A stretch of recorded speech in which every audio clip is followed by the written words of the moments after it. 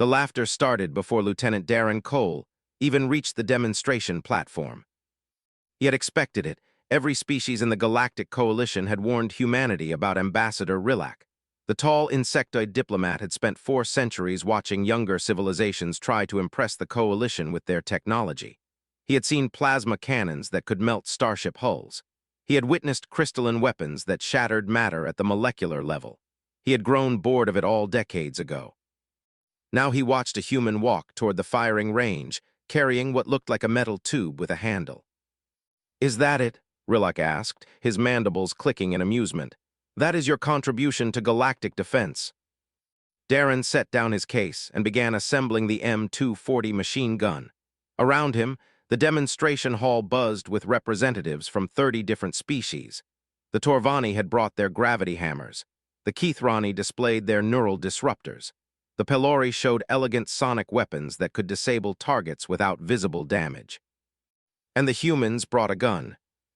Weapons Master Gorvan approached Darren with all 4 arms clasped behind his back. The bulky Torvani warrior served as the demonstration coordinator, and he took his duties seriously. "Lieutenant Cole," he said, keeping his voice neutral, "please explain your weapon to the assembly." Darren finished assembling the machine gun and stood. "This is a general-purpose machine gun," he said. "It fires 7 62mm rounds at a rate of approximately 650 rounds per minute. Effective range is 8 kilometers. Maximum range is 7 kilometers. A Keithrani scientist raised one of her delicate limbs. "How does it function?" "Chemical propellant ignites behind a metal projectile," Darren explained. "The expanding gases push the projectile down the barrel at high velocity. The projectile then travels until it hits something." Silence fell over the assembly.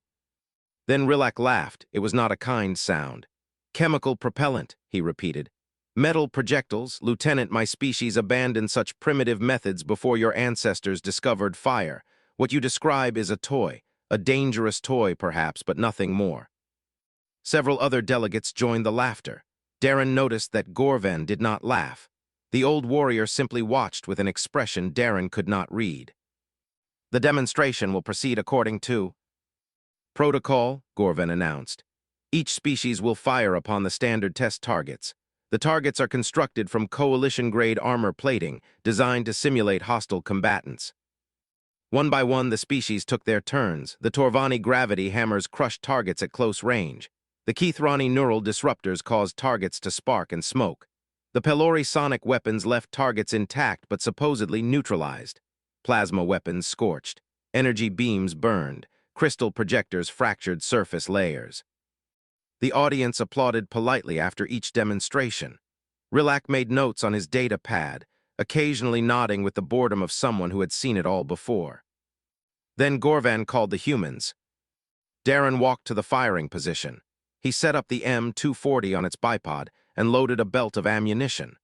Around him, the alien delegates settled in for what they expected to be an amusing display of primitive technology.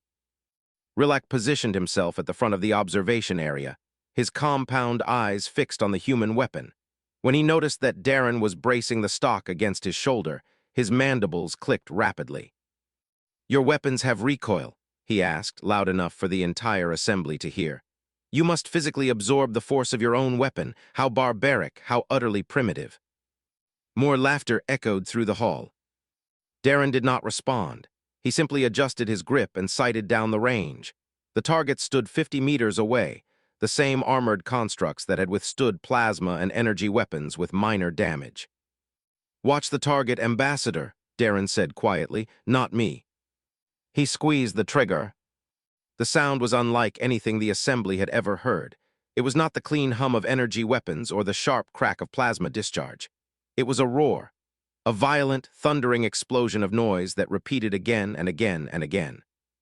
The first target did not scorch. It did not spark or smoke or fracture at the surface.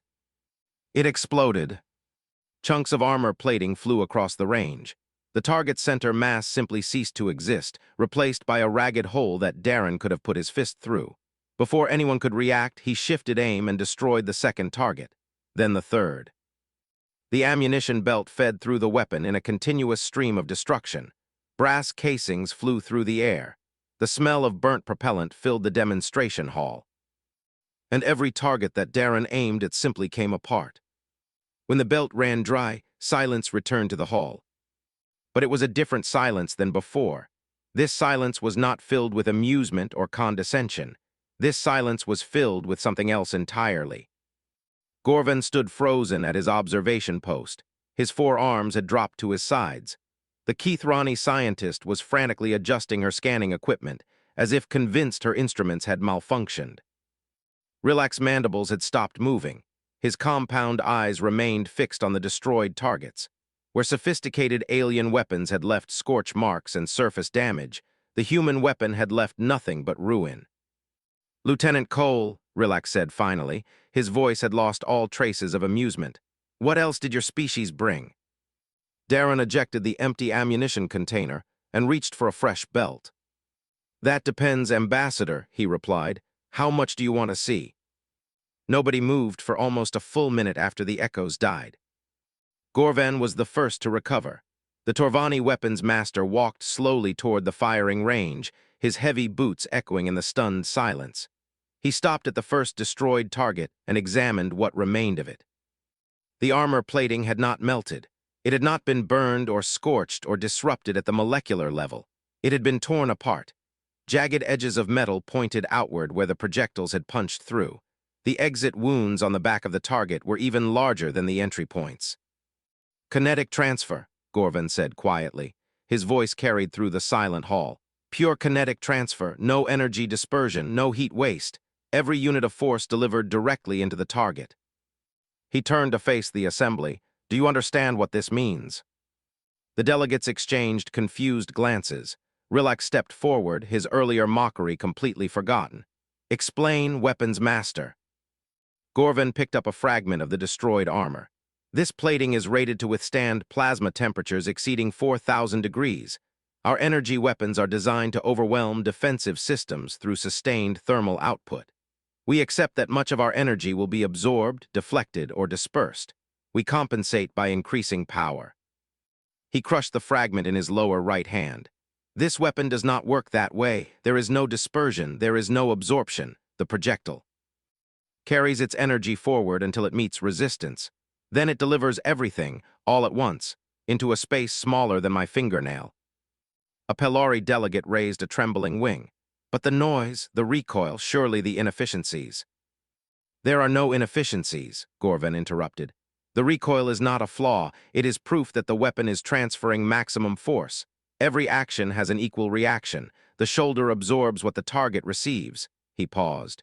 "Humans designed a weapon where they feel the death they deliver." Darren remained at the firing position. He had loaded a fresh ammunition belt but made no move to fire. Instead, he watched the aliens process what they had witnessed. A Keithrani weapons analyst approached him cautiously. Her scanning equipment beeped and chirped as she examined the M240. "Lieutenant," she said, "our readings indicate the projectiles were traveling at approximately 850 meters per second. Is this correct?" "That is correct." "And the projectiles are solid metal, no explosive component, no energy charge." "Just metal, lead core with a copper jacket." The analyst's antennae twitched rapidly. "That is impossible. Our armor calculations assume energy-based attacks. We design for heat resistance, radiation shielding, molecular stability. We never considered." She stopped. "We never considered that someone would simply throw metal at us very fast." Rilak stepped onto the firing range. He walked past Gorvan and stopped directly in front of the ruined targets. His compound eyes examined every detail of the destruction. "Show me more," he said. Darren nodded. He opened his case and removed several different ammunition types. "Standard ball ammunition," he said, holding up one round. "What I just used, designed for general combat."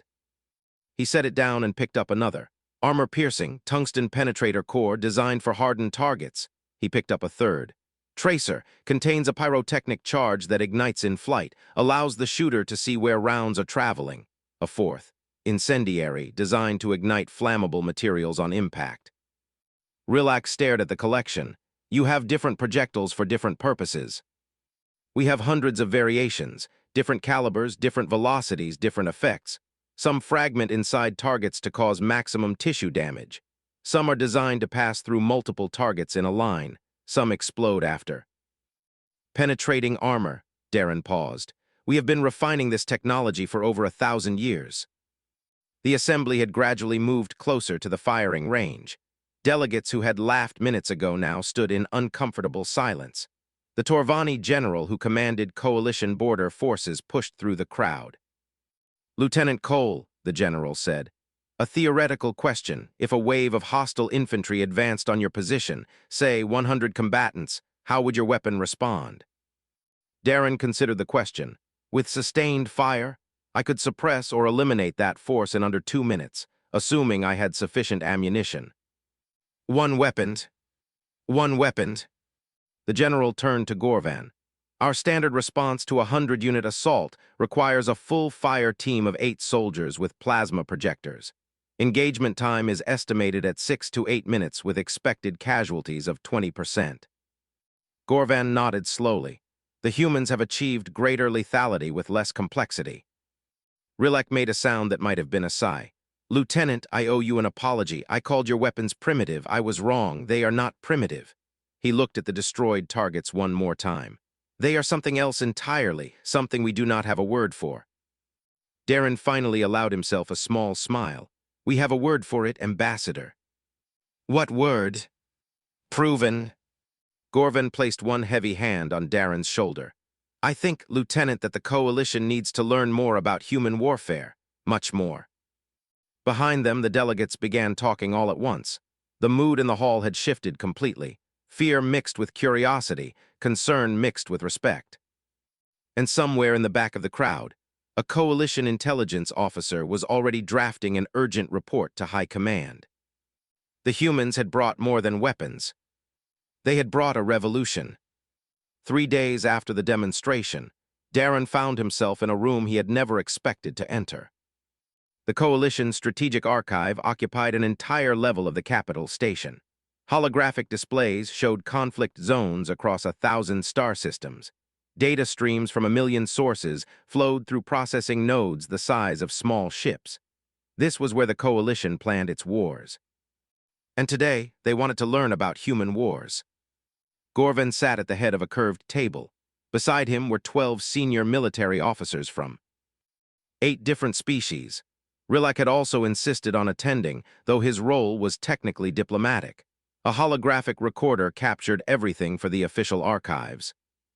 Lieutenant Cole, Gorvan began, we have reviewed your species' public military records. We have questions. Darren had expected this. I will answer what I can. A Keithrani admiral leaned forward. Your records indicate that humanity has engaged in over 60,000 armed conflicts since developing written language. Is this figure accurate? It is likely an undercount. Many conflicts were not formally recorded. Silence fell over the table.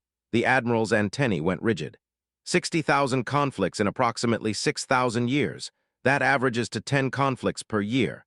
Lieutenant, most coalition species have fought fewer than 50 wars in their entire spacefaring history. I understand that seems high. It seems impossible. The admiral pulled up a holographic display. We analyzed your conflict patterns. Your species did not stop fighting even during periods of peace. You fought over territory, you fought over resources, you fought over ideology, you fought over religion, you fought because you were different from each other. She paused.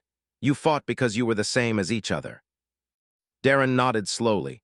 Humans are competitive by nature. When external threats disappear, we create internal ones. It is not our finest trait, but it is honest. A Torvani general spoke next. Your casualty figures concern us greatly. Your second global conflict killed approximately 70 million of your own species. How did you recover from such losses?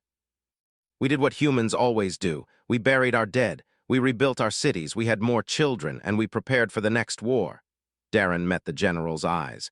We did not stop being dangerous because we suffered. We became more dangerous. Every war taught us new ways to kill. Every peace gave us time to refine what we learned. Rilek raised one delicate limb.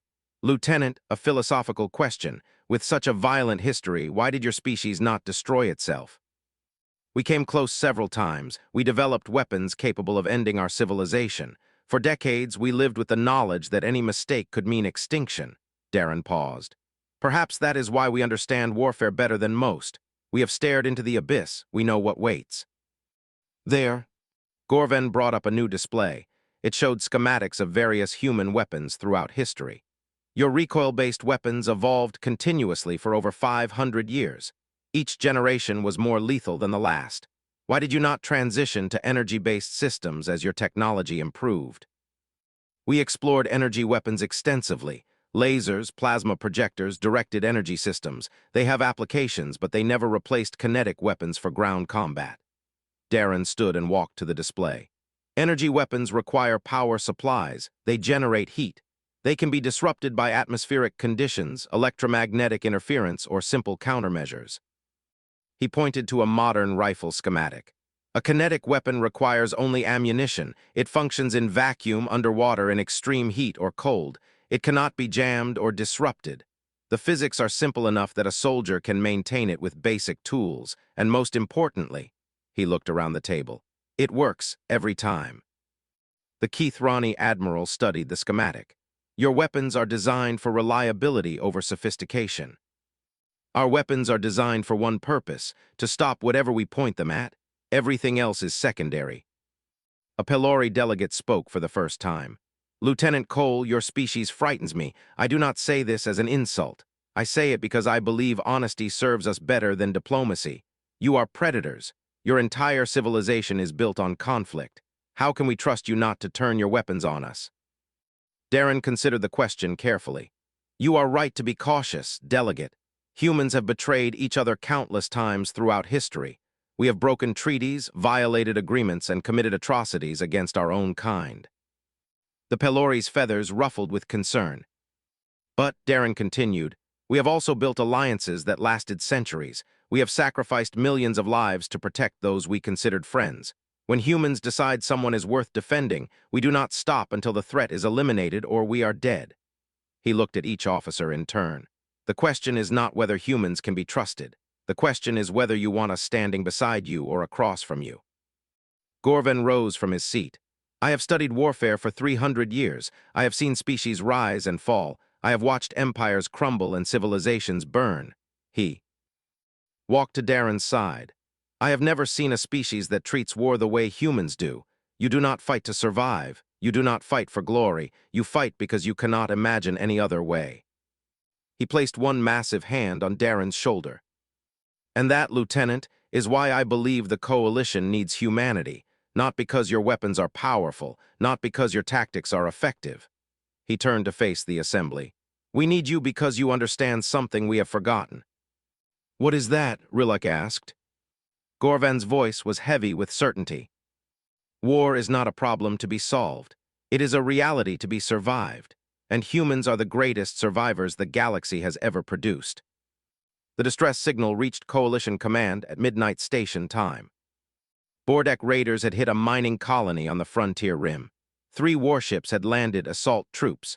Over 600 hostile fighters were advancing on the settlement, where 12,000 civilians waited for rescue. Standard Coalition response time was 6 hours. The colony would fall in 2. Captain Asha Reeve was already moving before the briefing ended. Her rapid response unit consisted of 60 Marines, 3 dropships, and enough ammunition to fight a small war. By the time Coalition Command finished calculating response options, her unit was already in transit. Subcommander Vren of the Keith Ronnie military had been assigned to observe human combat methods.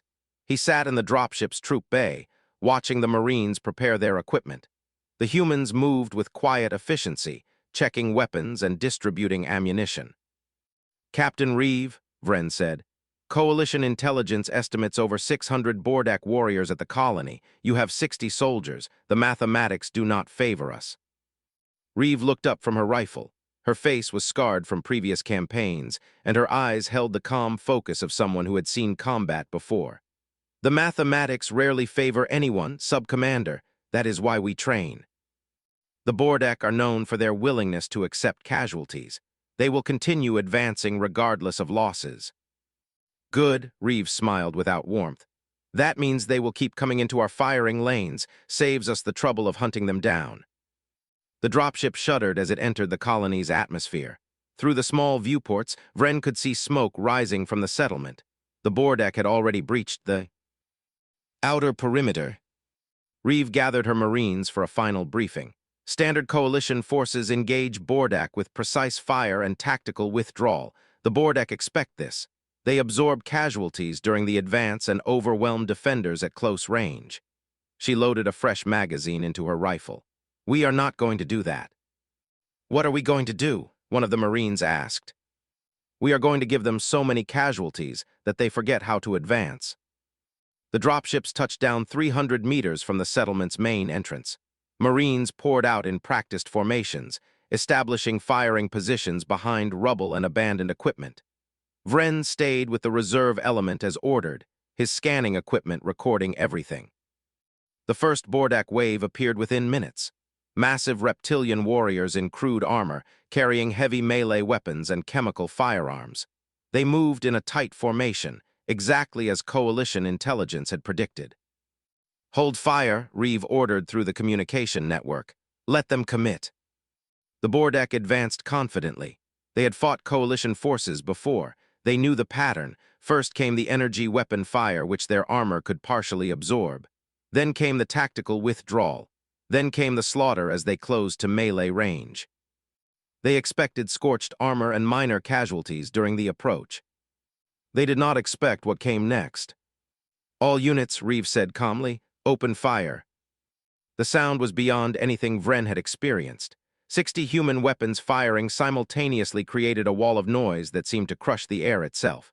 Tracer rounds drew bright lines through the smoke. Brass casings flew in golden arcs. The smell of burnt propellant filled the battlefield. And the Bordak formation simply collapsed. Warriors fell in rows. Their armor, designed to deflect energy weapons, offered no protection against kinetic impacts. Rounds punched through chest plates and helmets. Bodies crumpled. Blood painted the ground. The survivors tried to advance. More fell. They tried to retreat. The humans adjusted their aim and cut them down. In under 4 minutes, the first wave ceased to exist. Vren stared at his scanning equipment. The numbers did not seem real. 200 Bordak casualties, 0 human casualties. The engagement had lasted less time than a standard Coalition tactical briefing. Second wave incoming, a Marine reported. Looks like they are sending everything. Reeve changed positions smoothly. All units reload and prepare. They think numbers will save them, show them otherwise. The second wave was larger. 300 warriors charged through the smoke, roaring battle cries that had terrified 100 worlds. They had seen their brothers fall. They did not care. The Bordak welcomed death in combat. The humans gave them exactly what they wanted. This engagement lasted longer, 7 minutes. The Bordak fought with savage determination, pushing forward despite horrific losses. Some actually reached the human lines. They died within arm's reach of their targets. When the gunfire finally stopped, Vren walked through the aftermath. Bordak bodies covered the ground in heaps. Wounded warriors groaned and twitched. The settlement behind them remained intact. 12,000 civilians had survived. Reeve approached him. Her uniform was splattered with blood that was not hers. Casualties, Sub-Commander. Vren checked his data. Bordak forces eliminated, approximately 570 confirmed kills, human casualties, 3 wounded, none killed, civilian casualties, 0. Reeve nodded as if this was expected. The remaining Bordak are retreating to their ships. Should we pursue? Vren looked at the carnage around them, at the bodies of warriors who had terrorized the galaxy for generations, at the tiny human force that had broken them in minutes. Captain Reeve, he said slowly, I do not think pursuit will be necessary. I believe the Bordak have learned everything they need to know about humanity today. In the distance, Bordak dropships lifted off in emergency retreat. They did not return. The Coalition High Council had not convened an emergency session in 17 years. Today, every seat was filled. Ambassador Rilak stood at the central podium, waiting for silence. Behind him, holographic displays showed footage from the mining colony. Even edited for sensitive species, the images were difficult to watch. Bordak warriors falling in waves, human marines advancing through smoke, a battlefield painted with the consequences of kinetic warfare. Distinguished delegates, Rilak began. 1 week ago, Bordak raiders attacked a coalition colony. Standard response forces were 6 hours away. 12,000 civilians faced certain death or enslavement. He paused to let the weight of the words settle. 60 human. Marines responded in 90 minutes. They engaged over 600 Bordak warriors. They killed approximately 570 of them. They suffered 3 minor injuries. They saved every civilian. Rilak's mandibles clicked softly. They changed everything. Subcommander Vren was called to deliver his official observer report. He walked to the podium with the careful steps of someone still processing what he had witnessed. I was present at the engagement, Vren said. I recorded everything. I analyzed the tactics, the weapons, the outcomes. He looked out at the assembly. I have prepared a detailed tactical assessment, but I believe the Council deserves honesty more than data. He took a breath. I was terrified, not of the Bordak, of the humans. I watched them kill with a precision and efficiency I have never witnessed. They did not hesitate. They did not celebrate. They simply executed their training until the threat was eliminated. And when it was over, they checked their ammunition counts and asked if there were more targets. The chamber murmured. The Bordak have raided coalition space for 3 centuries. They have killed millions. They have destroyed hundreds of settlements. Our combined forces have achieved only marginal success against them. Vren shook his head slowly. 60 humans broke them in less than 15 minutes. The Bordak retreated. They have not returned to that sector. Our intelligence suggests they are reassessing their entire raiding strategy. A Pelori delegate raised a trembling wing. Sub-Commander, you say the humans frightened you. Should we be frightened as well? Should we fear bringing such violence into our coalition? Before Vren could answer, Gorven rose from his seat. The Torvani weapons master walked to the podium with heavy steps. I will answer that question, he said. I have studied warfare for 300 years. I have served with soldiers from dozens of species. He turned to face the Pelori. The humans are the most dangerous species I have ever encountered. The chamber fell silent. But danger is not the same as threat. A blade is dangerous. It becomes a threat only when pointed at you. Gorven's voice softened. They do not enjoy killing. They simply refuse to let innocent people die while they have ammunition left to spend. Rilak returned to the podium. I owe this council a confession. When humans first joined the coalition, I mocked them. I called their weapons primitive. He looked directly at the recording devices. I was a fool.